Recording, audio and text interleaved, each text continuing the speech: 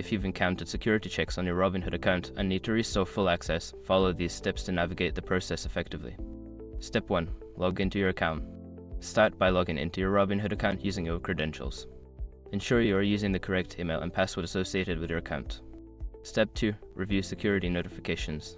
Once logged in, check for any security notifications or alerts on your account dashboard. These notifications will provide specific information about the security checks that have been triggered.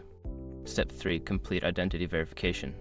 Follow the prompts to complete any required identity verification. This may involve providing personal information, answering security questions, or uploading identification documents as requested by Robinhood.